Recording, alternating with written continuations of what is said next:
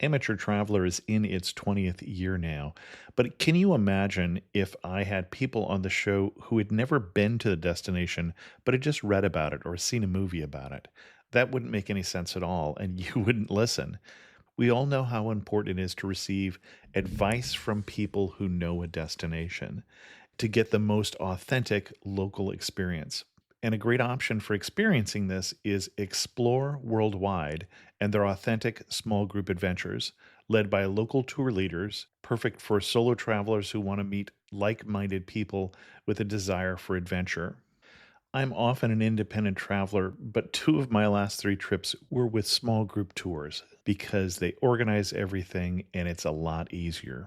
If you want to recreate the tour I did to Malta, they have a Malta and Gozo Discovery Tour. I'm intrigued by one of their tours called A Taste of Sicily. The company again is Explore Worldwide, and visit exploreworldwide.com to learn more. And thanks to Explore Worldwide for sponsoring this episode of Amateur Traveler. The nights are long, the days are short, and the weather is chilly to downright cold, depending on where you are. It's a good time to slip into a Quince iconic Mongolian cashmere sweaters, which start at only $50. You can treat yourself to everyday luxury at an affordable price with Quince. If you really want to dive into luxury, you can check out their leather handbags, washable silk shirts, and European linen sheet sets. Whatever you're looking for at Quince, all the prices are 50 to 80% less than similar brands, and they do that by partnering directly with top factories and cutting out the middleman. They only work with factories that use safe, ethical, and responsible manufacturing processes.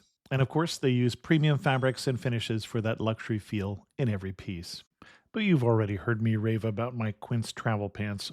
Treat yourself this winter without the luxury price tag. Go to quince.com/traveler for 365-day returns plus free shipping on your order. That's QUINCE.com/traveler to get free shipping and 365-day returns. Quince.com/traveler. And thanks to Quince for sponsoring this episode of Amateur Traveler. Got my bags packed, I'm on a roll. I'm heading out there and I'm ready to go. I'm looking real good in my passport photo. Oh, no. Amateur Traveler, episode 548. Today, the Amateur Traveler talks about the Hmong, Yao, and Cham people, karst mountains, rice terraces, ancient palaces, and tombs as we go to northern Vietnam. Welcome to the Amateur Traveler. I'm your host, Chris Christensen. If you were sponsoring this episode, we would have been talking about you by now, but you're not. So let's talk about Vietnam. I'd like to welcome to the show Cindy Carlsson, who is coming to us from snowy Minnesota and from explorationvacation.net, and come to talk to us about northern Vietnam. Cindy, welcome to the show. Thank you. Nice to be here. So we're talking about a place a little warmer than where you're sitting right now. Well, a little warmer. The mountains are pretty cool in northern Vietnam this time of year. No one thinks about that, but they actually can get snow up there. We have talked about Vietnam as a country a long, long time ago on the show, and then we've talked about Saigon or Ho Chi Minh City much more recently. Why should someone go to northern Vietnam? Northern Vietnam is just really amazing. It has a little bit of everything. There's great scenery, fabulous mountain scenery. There's beaches like the rest of Vietnam. It has interesting history. It has a phenomenal cultural history. It has great food. It has super friendly people. And it's really authentic. It has a lot of ethnic minorities that have moved into the area. In some parts of the north, 80% of the population is actually not ethnic Vietnamese. And so it's really, really interesting. Excellent. And what kind of itinerary would you recommend? For visitors who are coming to Vietnam for about a week and on your first trip to Vietnam, I'd really recommend that people start along the coast in central Vietnam, right about where the border between the old South Vietnam and North Vietnam were. And you can fly into Da Nang. And from Da Nang, you can easily reach the ancient trading town of Hoi An, which is to the south of Da Nang. And you can reach the modern city, but also the older imperial city in the center of Hue to the north. You can drive between the two. I would spend a couple of days in Hoi An, and I would spend 2 to 3 days in Hue to the north. And then from Hue, I would actually fly back to Hanoi, and then I would pick up the night train to Lo Kai, which is up on the border with China. So it's north of Hanoi and a little bit to the west. The night train takes most of the night to get up there. Plan 2 or 3 days up in this far northern part of Vietnam. What you can do is you have two options from Lo Kai. You can either take the bus or other transit down to Sapa, which is the hiking, trekking capital kind of Vietnam. It's an old Hmong and Yao market town. It has a fair amount of tourist facilities compared to anywhere else in northern Vietnam. And you can go there and you could spend 2 or 3 days on your own or with a guide, trekking, exploring the area, and doing shopping and hanging out in town, and it has all those sorts of things. The other option is to hire a guide and driver, or if you feel comfortable on a scooter on bad roads, potentially in the rain, do a motor scooter tour. Otherwise, Vietnam is fairly affordable for Americans, Australians, Western Europeans. It's worth hiring a driver and a guide, and then you can go from Lo Kai south and east and back north again into Hai Giang province, which the Vietnamese consider the most beautiful part of Vietnam. And there's almost no tourist infrastructure. You are completely off the tourist trail.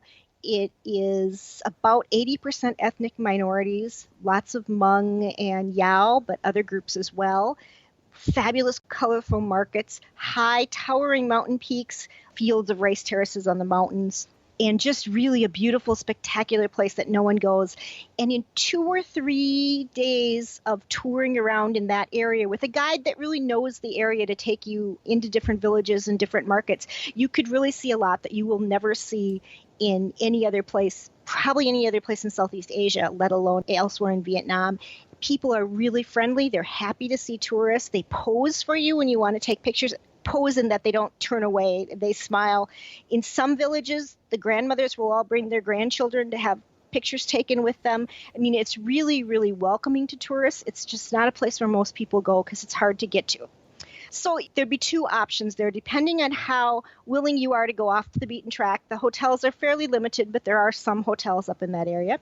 But spend 2 or 3 days either in the Sapa area or on your own tour, and then you can head back to Hanoi. If you have extra time, a few days in Hanoi would give you a chance to explore the city and some of the surrounding countryside. But if at that point you had to go home, I think you'd have a really good sense of the real variety and the beauty of northern Vietnam, as well as the friendliness. I can't say enough what a friendly place it was to visit. It was just fabulous. Now, a couple of things that struck me in that brief overview, and we'll obviously go back in more detail. One is you really downplayed Hanoi. Hanoi is, if you have time, go see Hanoi. And when I think of North Vietnam, most people are talking about go to Hanoi and go to Ha Long Bay. And you didn't talk about Ha Long Bay at all. So I'm curious, first, before we talk about all the places you did pick, I'm curious about the two places you didn't pick. I didn't get to spend as much time as I would have liked to in Hanoi. The reason I say to skip Hanoi is not because it's not an interesting city. It's got a beautiful colonial area. We actually stayed in the old city area, which one of the best experiences of our trip was there because on the weekends they close the streets to motor traffic and it becomes this throbbing, vibrating party of people eating and drinking and dancing to music at all these outdoor restaurants. And it's like this big street party, and it's just fabulous and safe and wonderful and great. But Hanoi is a big Asian city. It's got a little more colonial architecture than some Asian cities. It has its own culture, but it's not that different from other Asian cities. That's kind of the reason I'd say if you don't get there, it's probably not that different from Phnom Penh, and it's a lot smaller than Saigon, but it has a little bit of that same feel, especially in the historic colonial area. I like Hanoi. It's just not top rated. Ha Long Bay. You pause because you know that somebody's going to disagree with you. Ha Long Bay is stunningly beautiful. It is so gorgeous. Touring Ha Long Bay if you only have a day or two, is expensive, irritating package tourism at its absolute worst. Okay. Just a horrible experience. That's the real problem with Halong Bay. If you really want to see Halong Bay, I think what you need to do is go up farther north, come in from a different direction, probably on a private tour or another tour. The tours you do out of Hanoi on the overnight junks are really, really packaged, and they all do exactly the same thing, even if you do multiple nights and you don't see much of the bay. It's being marketed a little bit, I think, they're trying to attract Chinese and other tourists in there. If you only have a week, it's not what I would put on the week. My impression is if you had a chance to do it 20 years ago, that'd be a great time to do it, but it might be a different experience now. Yeah, I think that's true. And I think you can get some of that 20 years ago experience, but you need to go farther afield to do it, and you need to spend more time. With Hanoi, before we leave Hanoi, anything specific you would recommend if we do spend a couple days in Hanoi that we do before we leave the city? Because we're probably flying into there or flying into Saigon, Ho Chi Minh City. There aren't as many historic sites in Hanoi. It's more of a city for walking the colonial area, or if you're brave, walking the streets of Old Town are really fascinating. They have a very fancy, nice puppet theater, the water puppet theaters, which Vietnam is very famous for. That's something that's very cool. It's very interesting. It's a little bit like baseball. I'm like about a 7-inning girl in baseball, and then I'm about ready for it to be done. So I loved the puppet show, but about 7 innings in, I was like, okay, I'm ready to go. If you do the puppet show, pay the extra to be way up in front so you really get a little bit of that experience. It is really cool. Hanoi is one of the few places that's set up well to do that. There's some nice day trips from Hanoi. You can go to Trang An, which is called Halong Bay on the land, and it's a karst mountain area with water flowing through it, and you go get rowed through it. You won't be the only one there. It's very popular with the Vietnamese. They all do their wedding photos there. But it's a really nice experience, and it's really beautiful. So that's another thing kind of in that area. There's a number of things. There's an old historic town and a few other things you can do. But like I say, we didn't spend as much time in Hanoi, so there's probably fabulous things in Hanoi I missed. But okay. Well, let's jump down then to Da Nang and to Hoi An. Hoi An is a UNESCO World Heritage Site. It's an ancient trading city. It was established actually, I think, first by the Japanese, although there have been others there. It has beautiful historic architecture going back 300, 400, 500 years, or maybe more. Because it's a World Heritage Site, there's a ticket required to enter some of the historic buildings. They've changed that whole process. I think they've made it easier if listeners are listening to this now and have read other things about it in the past. The old information seems to be out of date, even from when I was there. I was there a year ago, and at that point, you had to check off little tickets for every site, and I think that has changed now, so it's a lot more accessible. It's also an area that has beautiful, beautiful shops. If you're looking for high-quality Vietnamese items, merchandise, it won't be cheap in Hoi An, but it's a beautiful place to shop. It's a center of silk lantern making.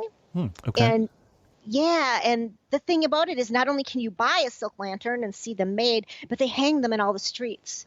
So the streets at night in Hoi An, they're beautiful. They just glow with all these lanterns, and the old town is along the water, and there's this Japanese bridge is lit up. It's just beautiful. A gorgeous place. A good mix of hotels for every budget. And if you want to be at a spa hotel, they have those. Huge mix of restaurants. Very touristy, though. So there will be a lot of other people there, especially during the day. It has the good and the bad of having tourist facilities. I think before we were recording this, you mentioned that it was built by the Cham people.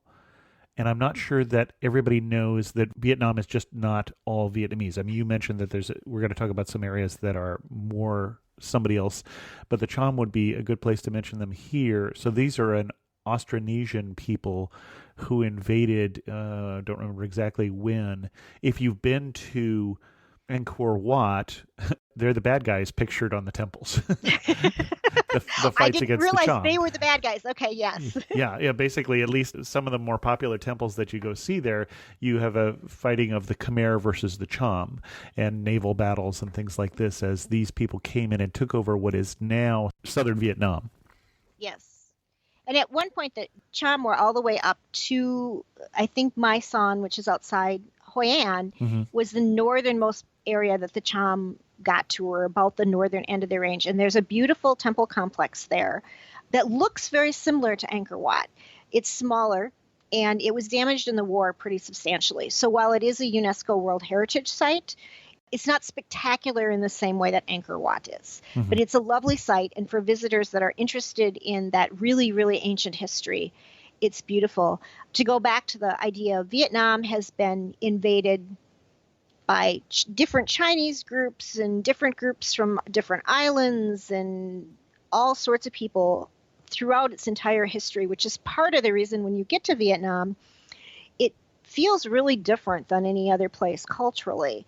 And that's part of its years and years of all these invasions. That's probably part of what they call the American War, was another in a long string of trying to maintain their own identity amidst outsiders coming in. And they've thrown off the Chinese, I think, 4 or 5 or 6 or 20 times in their history. And so the French and the Americans were just kind of another little blip. Just the most recent.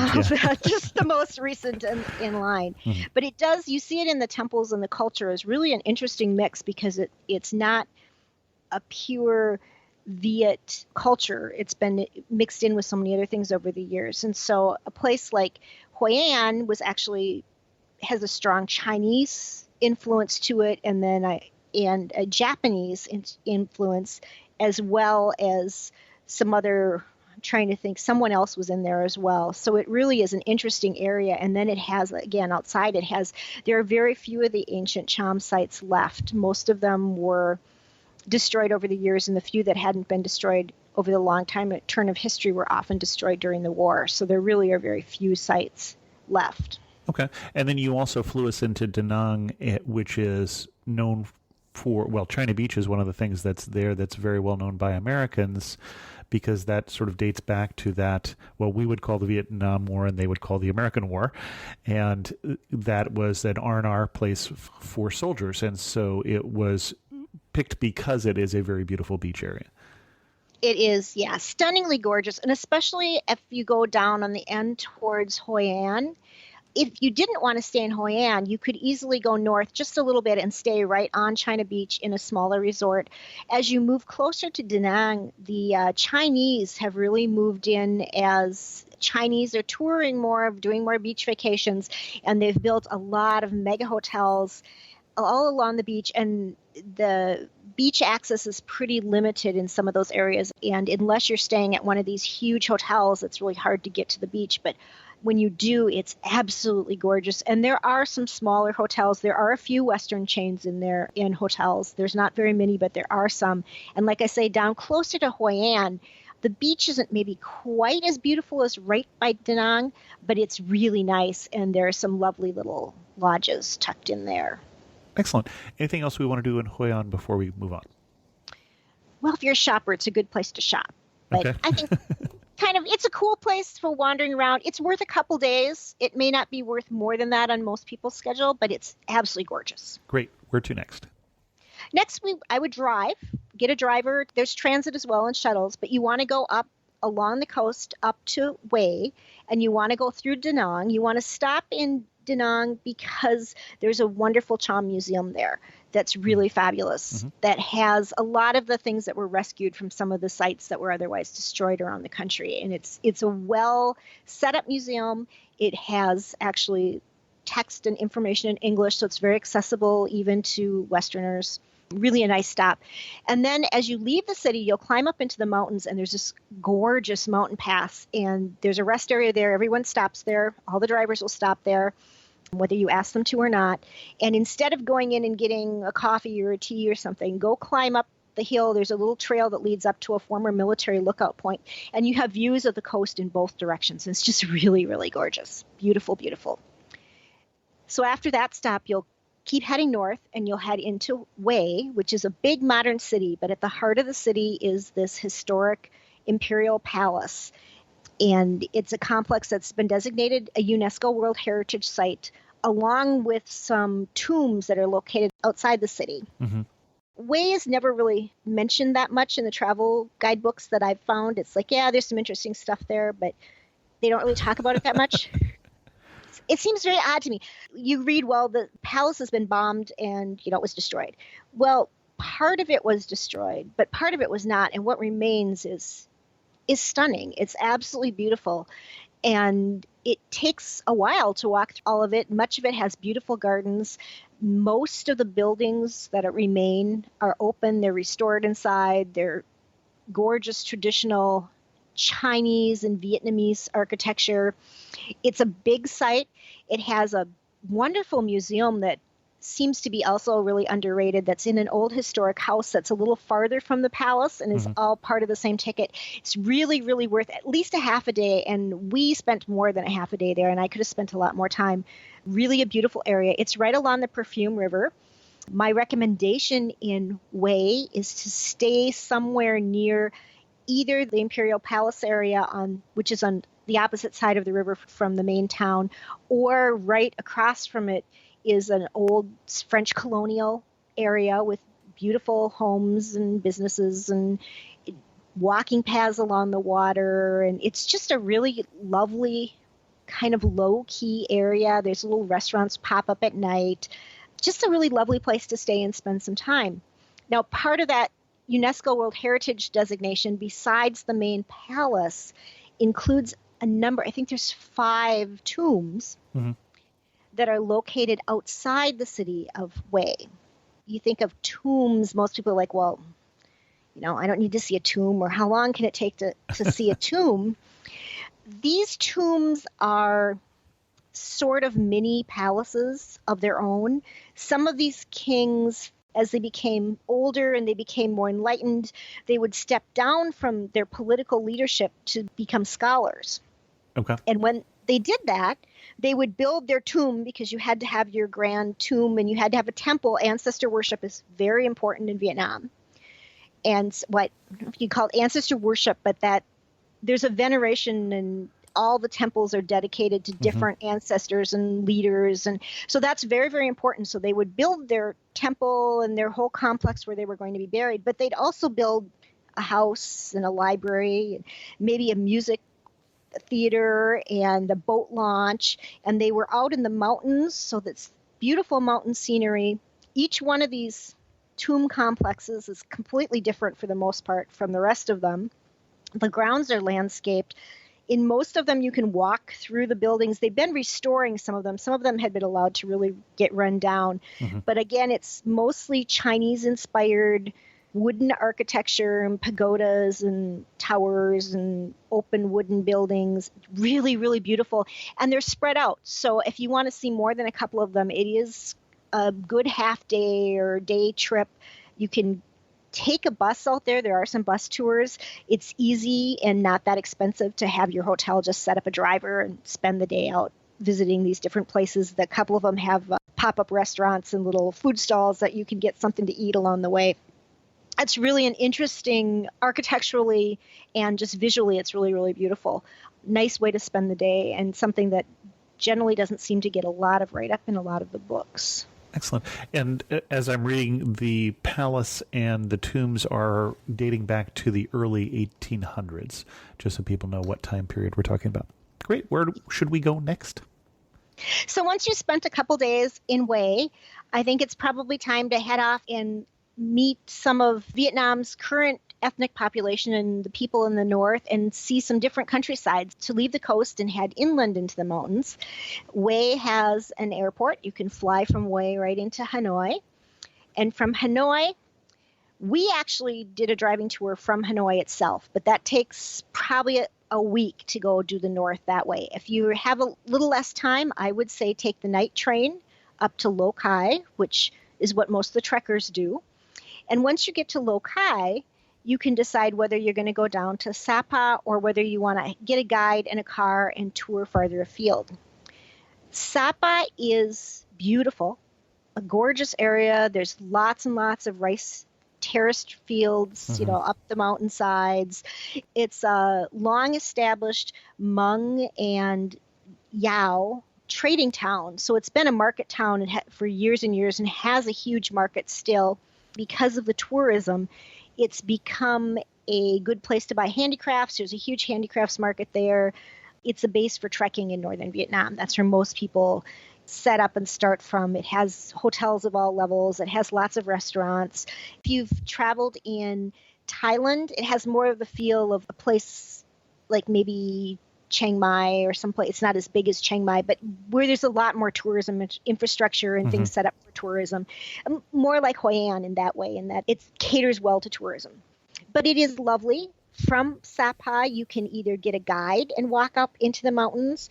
There's some villages that are accessible right from town. You can just walk through town and head up into the mountains. The villages around Sapa get a lot of tourists. They do charge to visit most of the villages.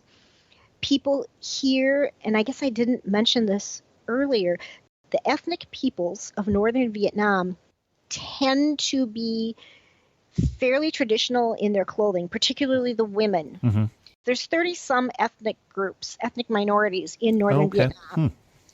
There's 52 in the entire country, but there's 30-some of them, this northern part of Vietnam. So there's a wide variety. Now, those include several subgroups of Hmong or Yao, so it's not all distinct. I think there's 8 different language groups that are completely different.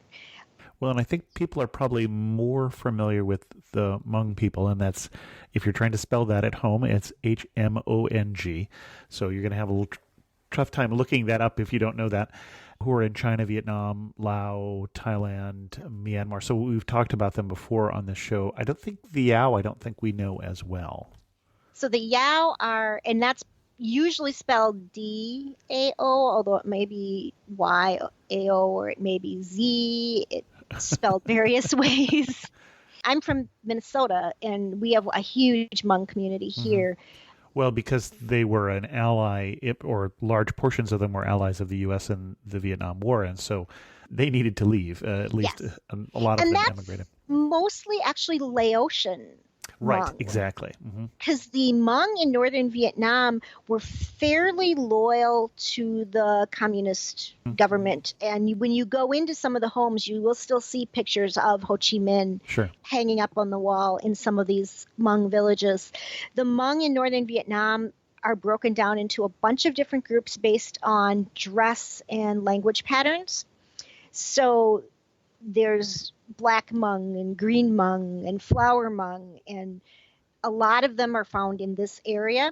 The flower Hmong are always everybody's favorite because their costumes that they wear are just a riot of colors and patterns, and it's just beautiful. And in Sapa, you will see the different Hmong groups dressed traditionally. In Vietnam, unlike Laos and unlike most of Thailand, but particularly unlike Laos, the Hmong women and girls wear their traditional costumes or modern versions of them all the time, even for daily activities. So you will see all over in the north these Hmong women and younger girls wearing these beautiful costumes.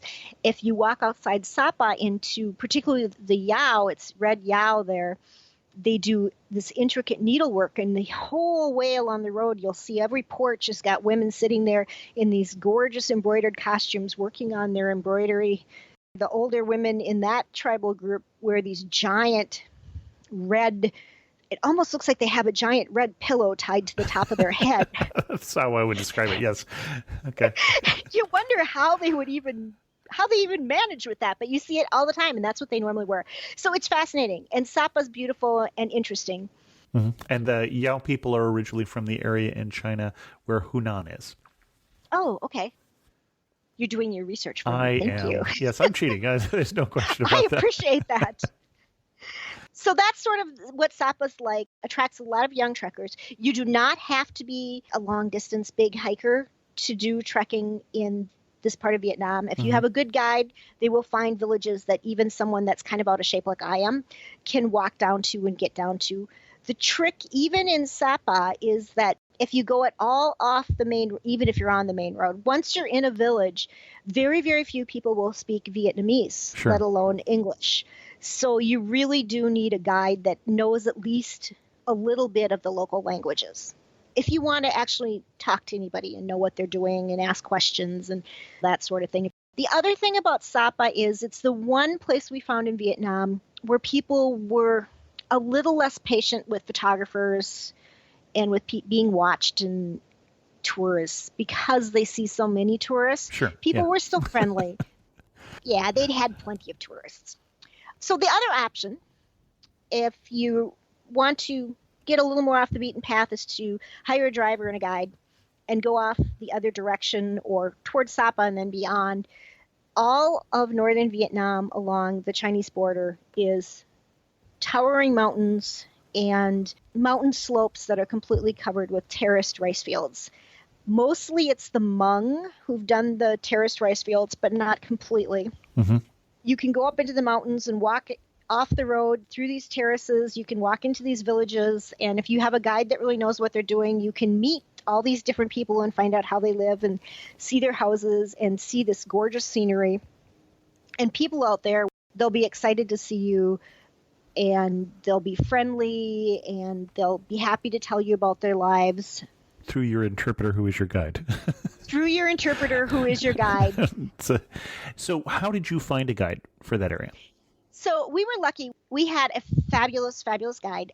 We don't usually do this. We'd booked our entire trip through a travel company because we were planning to travel with somebody else for part of the trip. And I had asked about northern Vietnam, and it just by dumb luck, we ended up with one of the best guides we've ever had on a trip. Hong was just phenomenal. He really knew the area and had learned enough of the languages to go and get by. And most of them, he had kind of an established route of places he Sure. would go to. But when it became clear that I wasn't as good of a hiker as some of his tourists and that I was really slow because I was always taking pictures, he would... I'm a photographer. Those I things understand. happen. He actually would alter the route. He'd say, well, we're supposed to go to this village, but instead we're going to go over here because this has this, and these things that you want to see. But I think it'll be easier for you to get to. And then from there, we can do this instead to give. So he really tried to mix it so that I would see as many different villages and meet as many different type of people. And what tour company did you go through to connect with him? We actually use EXO, which is the old Exotissimo Travel from Asia, which is a big company. Yeah. It's not a boutique firm. It's a firm that we were familiar with from other trips. Our agent was okay, but the company itself I was really impressed with. When we asked guides, the guides all told us that it was one of the best companies they worked with from their standpoint because they were paid on time, they were paid fairly. If there were problems, the company stepped in and helped and didn't leave them in a lurch. And they thought they had a good, responsible business practice. So from that standpoint, I was really impressed to know We like that. to support companies like that. Yeah, exactly. It was like, Yeah. wow, that's excellent. So that was nice to know. Like Hong, he's eventually hoping to set up his own tours. He doesn't right now set up his own tours, but you can get him through them and different companies. Sure. Mm-hmm. He actually looked at our itinerary. The trick, if you go off on your own, which you can easily do from Lokai or from Hanoi, even going north, if you don't have someone from the north doing your itinerary, they will overbook you because most people don't think it's going to take 12 hours to drive 150 kilometers, but Sure. it does in northern Vietnam. And our guide would joke. He said, whoever did your itineraries only visited by helicopter. So we did go off the road. So we actually did, you from Lokai, it would be a really easy jaunt over to Hajian province, which is... Hagiang? Yep, that's it. And because that is considered by the Vietnamese one of the most beautiful, one of the most authentic, interesting parts of Vietnam to visit. And it was stunningly gorgeous. You need special permission to go north of Hajiang City. For security reasons, I assume. For security reasons, yes. It's still considered Chinese border security zone. They've had some trouble agreeing on where the border is there, so... Yeah. It seems to have calmed down, though. It does, but that's, I Yeah. think, the reason for it. Yeah, no, that is. And they've also, because they're watching immigration and some other issues through there. Sure. Vietnam has been very supportive. of its ethnic minorities. I think it's an outlier in the Southeast Asia nations that way, that the government is busy building roads and making sure people have water.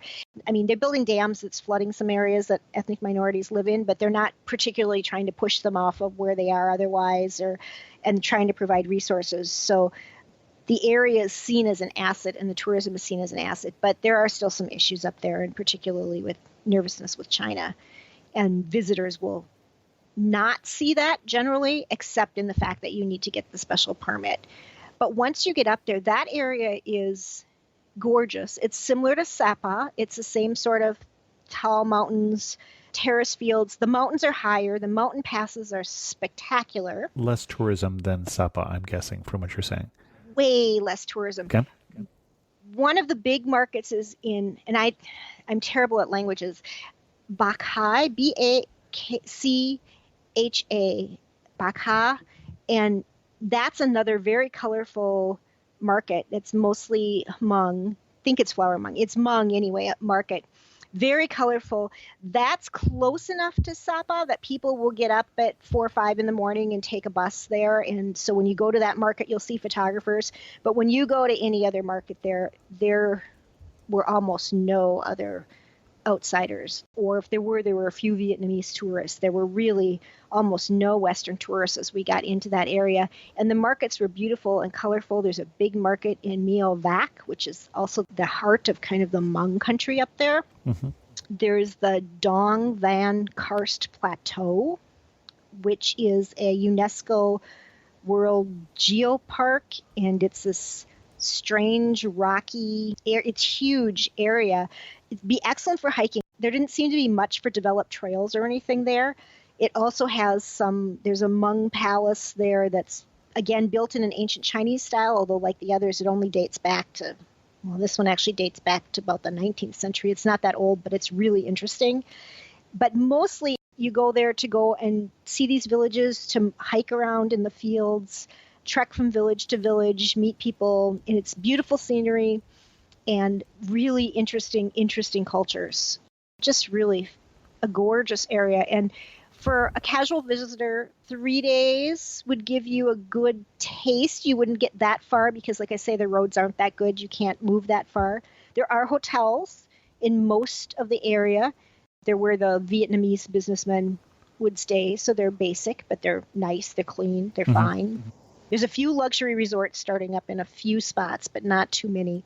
So it's really off the tourist trail, and it's amazing. It's so beautiful, and it's a place that most people don't get to. Now, you talked about Hanoi being nice but very familiar, very much like so many other cities. What surprised you about this region? More than what it looked like, what surprised me was how friendly the people were. Mm-hmm. I'm a photographer, and I'm very interested in costume and textiles. And I've traveled to a lot of places where people really aren't that excited about having their picture taken. Mm-hmm. Whereas here, the grandmothers would come up with their grandkids to pose. And I was trying to photograph at the market one day, this beautiful Yao woman all dressed up, with her helmet on for her motorcycle helmet. Yeah, well, her husband came over and he wanted to be in the picture too. And pretty soon there were a whole group of them posing to be in the picture. And you just don't usually have that most places. So that was what surprised me most. And that was true everywhere, that people were friendly and people were willing to put up with photos just about everywhere. But the farther you went from the cities, the more people were excited to have someone that was interested enough to take a picture of them.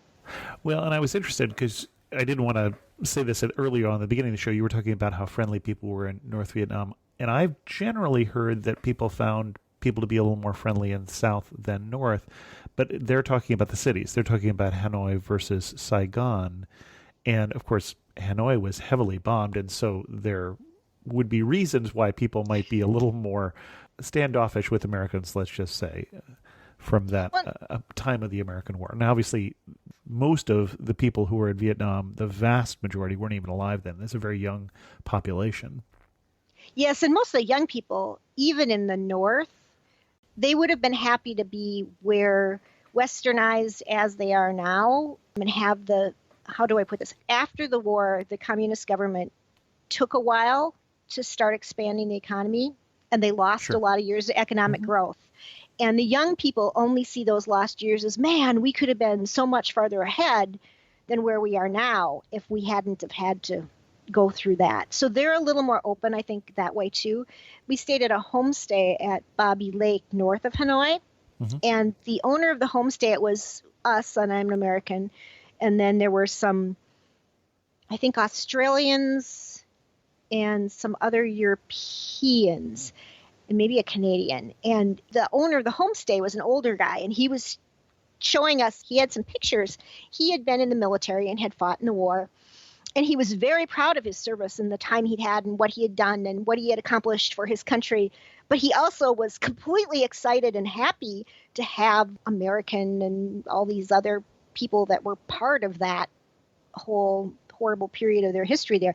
It almost was like it didn't connect. Like it didn't matter. That was past. That was one thing. This is another thing. But yeah, in the countryside, I mean, like I say, you saw posters of Ho Chi Minh. And of course, when you're working through an interpreter who's also only slightly fluent, not terribly fluent maybe in the language, you're not having a deep discussion of politics or the war either. They're just happy to have people up there to see them and pay attention to them and to be treated with respect. I think we've just been through your itinerary. Is there anything else you want to emphasize before we get into some of our wrap-up questions?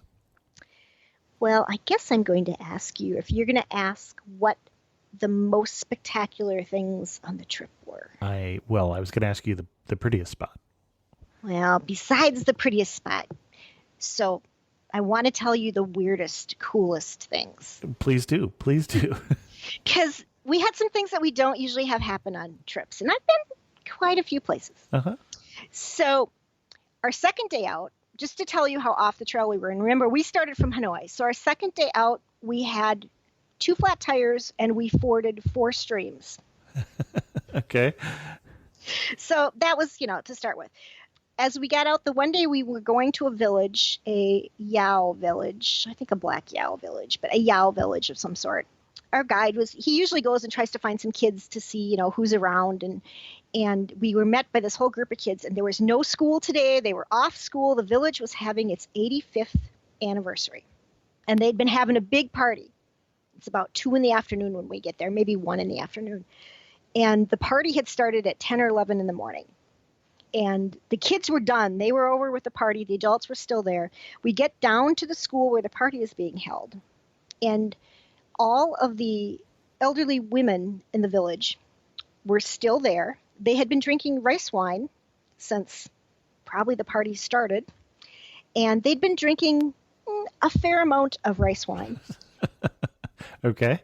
And it's a pretty isolated village. I'm not sure how many Westerners had come down into this village and how close the nearest market was. If these women had seen very many Westerners, they certainly had not seen overweight, older Westerners before. We were a novelty. We were given rice wine. I drank rice wine with them. We were taking pictures. But the women were absolutely fascinated, and they were poking and prodding and patting, trying to compare exactly how we were put together compared to how they were put together, and just amazed by I have heavy calves and how fat my calves were, because Yao women actually wrapped their legs to keep their legs nice and thin.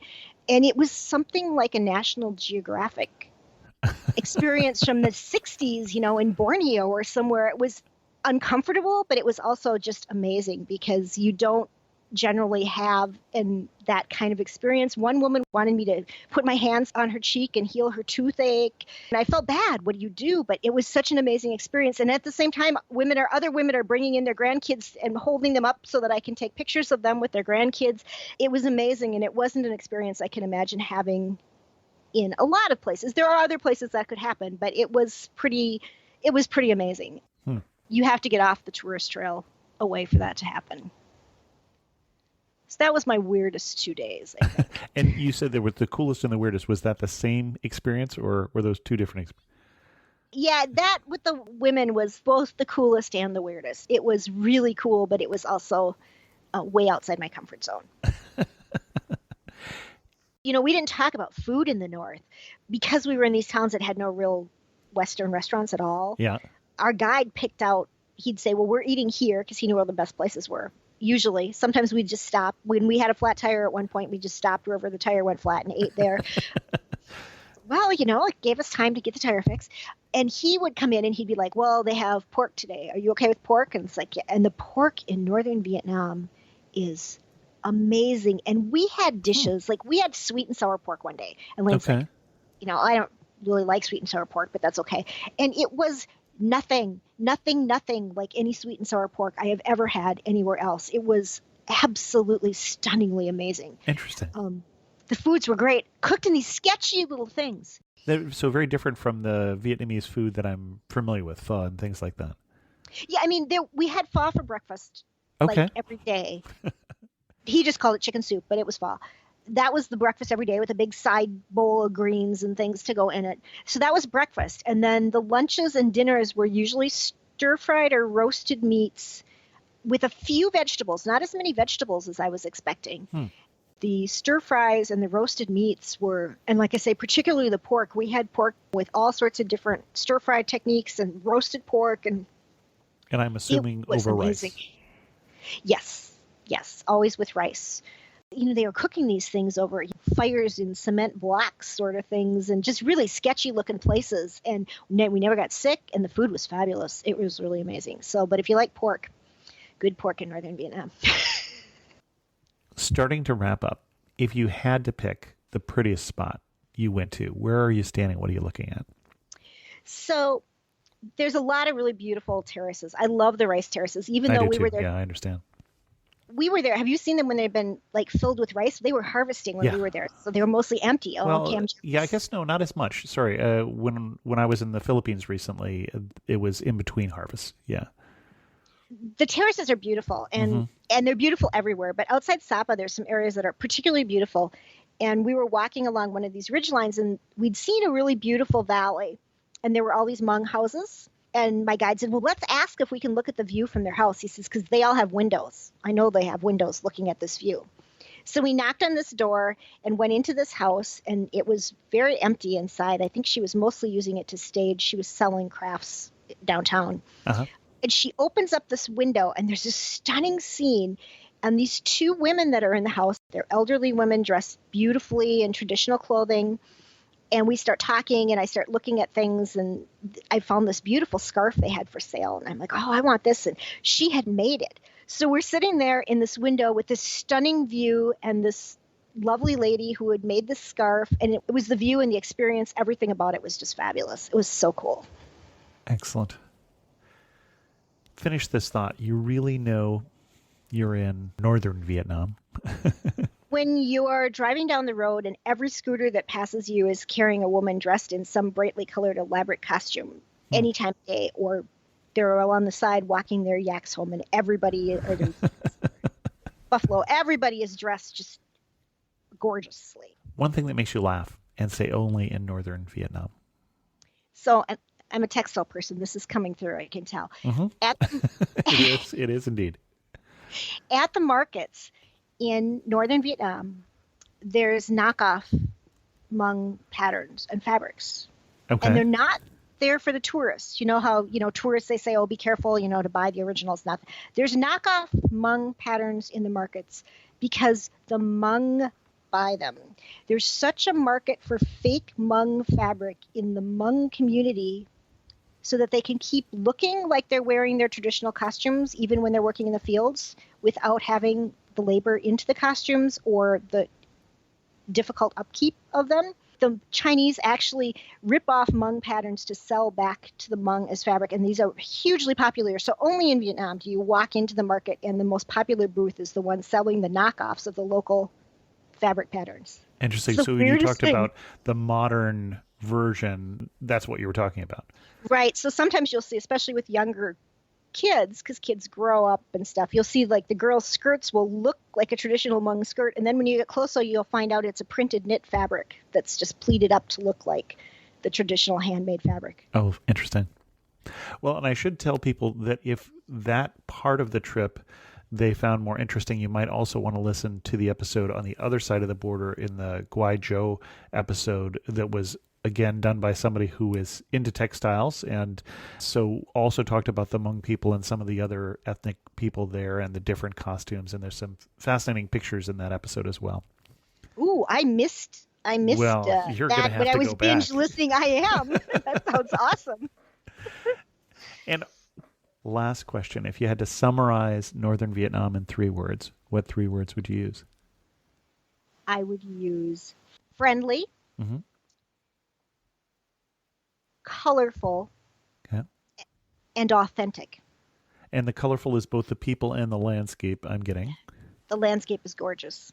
Okay, excellent. Our guest again has been Cindy Carlsson. Where can people read more about your travels? I have a travel blog at explorationvacation.net, and I do have some of my Northern Vietnam travels up. I'm working on getting more of them up there, and lots And of what's pictures. the one post you wrote on Northern Vietnam that people really need to read? We'll put a link to it in the show notes. Well, I think I have my whole itinerary up, and Yep. that has links to everything. So that's probably the easiest spot. Excellent. We'll put a link to that in the show notes then. Okay. Terrific. Well, Cindy, thanks so much for coming on the Amateur Traveler. I've been having fun listening to your stories, and it definitely is making North Vietnam raise on my list of places to go. And it's not that hot. So maybe you could get your wife to go. Doesn't she hate hot places? She does. She does indeed. You are correct. The coast is hot, but if you stay in the north, it's not hot. Excellent. Just trying to help you. Thank you, Chris. This has been really, really fun. I've enjoyed it a lot. Remember, I'm still looking for people to join me on a trip to Japan in June of 2017 or in India in November of 2017. And with that, we're going to end this episode of The Amateur Traveler. If you have any questions, send an email to host@amateurtraveler.com, or better yet, leave a comment on this episode at amateurtraveler.com. If you want to know how to post a review on this podcast, you can always just go to amateurtraveler.com/iTunes and then post the review in iTunes. And as always, thanks so much for listening. I got to see one more cathedral. I got to sit in one